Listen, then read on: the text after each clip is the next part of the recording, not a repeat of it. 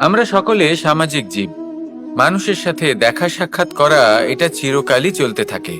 আমরা কখনো কাউকে উপহার দিই, আবার কখনো কেউ আমাদের উপহার দেয়। কখনো কি এমন হয়েছে যে আপনি কাউকে একটা উপহার দিয়েছেন, কিছু সময় পরে বা কিছু মাস পরে সেই উপহারই ঘুরে ফিরে আপনার কাছেই এসেছে, অর্থাৎ সেই বস্তুটাই আপনার কাছে আবার ফিরে এলো? এরকম হয়।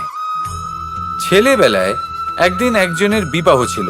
তখন মা তাকে একটা উপহার দিতে চাইছিলেন, তাই তিনি একটা পোশাক বানালেন আর সেটাকে সুসজ্জিত করছিলেন। আমি দেখলাম আর জিজ্ঞেস করলাম যে মা, এই পোশাক এত সুসজ্জিত করার কি আছে?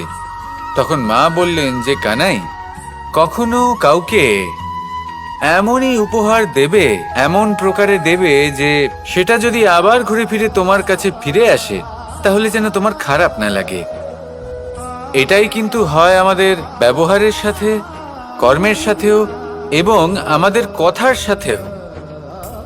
তেমনই আচরণ করবেন যে আচরণ আপনি সহ্য করতে পারবেন। যদি মুখ থেকে কটু কথা বেরোতে থাকে তখন নিজেকে সংযত করে নিন। সেই শব্দই প্রয়োগ করুন যেটা আপনি তার বদলে শুনতে চাইবেন এবং আপনার দুঃখও হবে না। কারণ আপনার কর্ম এমন একটা উপহার যেটা আবার ঘুরে ফিরে ফলস্বরূপ আপনার কাছেই আসবে। সেই জন্য নিজের আচরণ শুভ করুন, নিজের মানসিকতা শুভ করুন, নিজের মুখ থেকে মধুর বাণী নিঃসৃত করুন আর এইভাবেই মধুরভাবে বলুন, রাধা রাধা।